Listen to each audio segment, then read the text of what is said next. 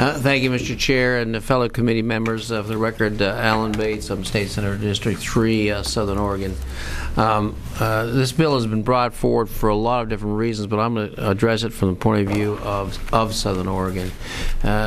We are going through, as we all know, a terrible recession, a recession which, quite frankly, I think has affected rural areas more than it has the Willamette Valley, although the Willamette Valley has obviously been hard hit too. In areas like myself, or the area that I live in, we have home vacancies, empty houses of 10 to 15 to 20% in some of our communities. We have business after business failing. We have an unemployment probably closer to 20% than the listed 12 or 13%, and we don't see things improving very quickly. When I talk to my small business people, they tell me I can no longer get the line of credit I used to run routinely for the last 25 years. I've been cut off from that. I'm closing my business. They can't get capitalization money to rebuild infrastructure, to deal with in the agriculture community the next year's crops.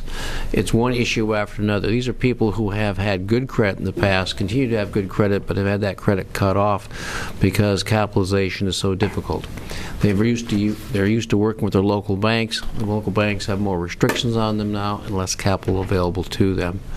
What this bill tries to do is leverage state funds, which are in various funds across state, bring it in under one organization so the local bank can go to that organization and with them work out funding issues for our local and small businesses.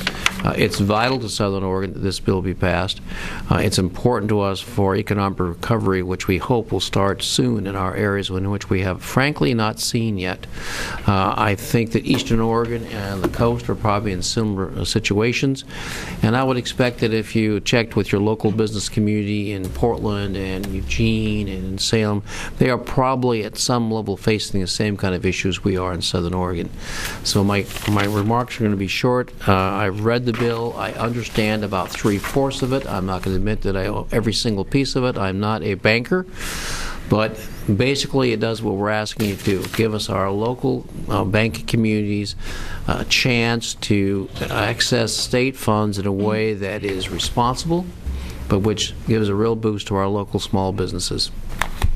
And I'll be glad to take any questions as long as there's something I think I can have some possibility of answering. It's never stopped you before. So. Yeah, I know. Thank you. And I've got myself in trouble that way.